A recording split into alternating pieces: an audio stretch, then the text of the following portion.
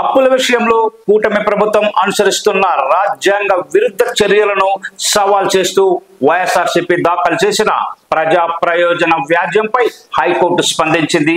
APMDC ద్వారా 9,000 కోట్లను అప్పులుగా బాండ్ల రూపంలో సేకరించేందుకు వీలుగా జారీ చేసిన ఉత్తర్వుల విషయంలో పూర్తి వివరాలతో కౌంటర్లు దాఖలు చేయాలని కేంద్ర రాష్ట్ర ప్రభుత్వాలను హైకోర్టు ఆదేశించింది. ఈ మేరకు కేంద్ర కేబినెట్ కార్యదర్శి, రిజర్వ్ బ్యాంక్ ఆఫ్ ఇండియా రాష్ట్ర ప్రభుత్వ కార్యదర్శి, ఏపీఎండిసి వైస్ చైర్మన్ తదితరులకు నోటీసులు జారీ చేసింది ఏపీ హైకోర్టు. తదుపరి విచారణ ఆగస్టుకు 6కి వాయిదా వేసింది.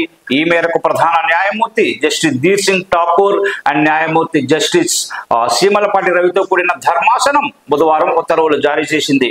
ఆర్బీఐ నుంచి రాష్ట్రానికి వచ్చే నిధులను ప్రభుత్వంతో సంబంధం లేకుండా నేరుగా బాండ్లు కొనుగోలుదారులు సంచిత నిధి నుంచి తీసుకునేందుకు అనుమతిస్తూ రాష్ట్ర ప్రభుత్వం జారీ చేసిన ఉత్తర్వులను సవాల్ చేస్తూ వైఎస్ఆర్సీపీ నేత లేళ్ల అప్పిరెడ్డి హైకోర్టులో పిల్ దాఖలు చేసిన విషయం తెలిసిందే. ఈ వ్యాజ్యంపై సీజే ధర్మాసనం విచారణ జరిపింది.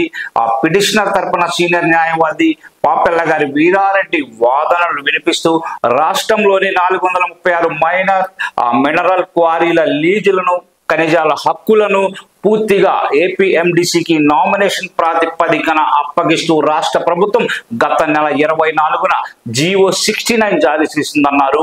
ఏపీఎండిసి ద్వారా 9,000 కోట్లను బాండ్ల రూపంలో అప్పుగా తీసుకురావాలన్న ఉద్దేశంతో ఈ బాండ్లు జారీ చేస్తుందన్నారు.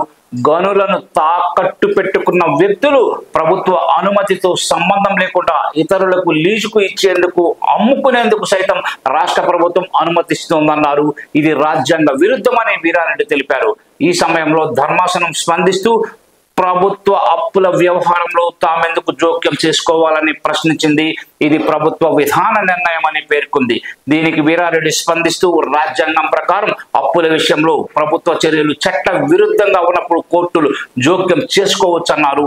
ప్రైవేటు వ్యక్తులు నేరుగా సంచిత నిధి నుంచి డబ్బు తీసుకునేందుకు అనుమతి ఇవ్వడం రాజ్యాంగ విరుద్ధమని తెలిపారు.